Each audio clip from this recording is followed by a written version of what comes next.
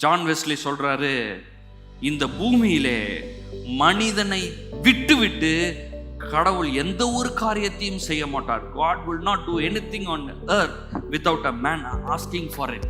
இந்த பூமியில ஒரு காரியத்தை செய்யணும்னா வந்து நடக்க வேண்டும் என்றால் ஒரு மனிதன் அங்கே அதை கேட்க வேண்டும். புரியுதுங்களா? புரியலையா?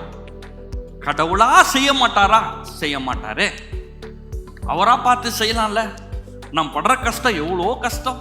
எத்தனை பேர் என்கிட்ட சொல்லிக்கிறாங்க தெரியுமா, நான் எவ்வளோ கஷ்டப்படுறேன், கடவுள் என்னதான் பண்றாரு, பார்த்துட்டே இருக்கிறாரு, அவரா பார்த்து செய்யலாம்ல, நான் எவ்வளோ கஷ்டப்படுறேன், நீங்களும் பார்க்குறீங்க எவ்வளோ எத்தனை வருஷமா நான் கஷ்டப்படுறேன். இந்த முழு வேதாகமத்தையும் பல முறை படிச்சுட்டு பயங்கரமா ஊழியம் செஞ்சவர் தான் ஜான் வெஸ்லி. அவர் சொல்றாரு, தேவன் இந்த பூமியில ஒரு காரியத்தை செய்ய வேண்டுமென்றால் மனிதன் அதை கேட்க வேண்டும், பேச வேண்டும். ராஜாவின் வார்த்தையில் அதிகாரம் உண்டு. யார் ராஜா? நான் தான் ராஜா. என்னுடைய வார்த்தையில் அதிகாரம் இருக்கிறது. இப்போ எப்படி பாருங்க, இந்த பெரிய ஃபேக்டரி, கம்பெனி, இண்டஸ்ட்ரிலாம் பெரியதான் வச்சிருப்பாங்க. வச்சுட்டு அவங்களுக்கு ஒரு பையன் இருப்பான். இந்த அப்பா என்ன பண்றாருன்னா ஒவ்வொரு வேலையா கொடுக்குறாரு.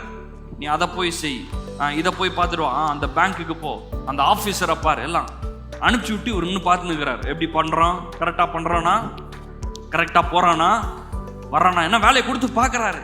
இந்த மாதிரி தான் ஆண்டவர் நம்மளை பூமிக்கு அனுப்பிச்சு நம்ம என்ன பண்றோம்னு அவர் பார்த்து நிற்கிறார். அவர் செய்ய மாட்டாரு. யார் செய்யணும்?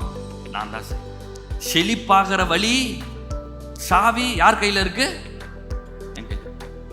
சுகத்துக்கு திறவுகோல் சாவி, செய்ய வேண்டிய வெள்ளம் யார்கிட்ட இருக்குது? சொல்லுங்க, யார்கிட்ட இருக்கு? என் சுகம் யார் கையில் இருக்கு? இயேசு செஞ்சிட்டாரு. 2000 வருஷத்துக்கு முன்னாடியே செஞ்சிட்டாரு. 2000 வருஷத்துக்கு முன்பாக உங்களை சுகமாக்கி விட்டார், உங்களை செழிப்பாக்கி விட்டார், உங்களை ஆசீர்வதித்து விட்டார். இப்ப செய்ய வேண்டியதெல்லாம் யாரு? நான் அதை எடுத்துக்கொள்ள வேண்டும்.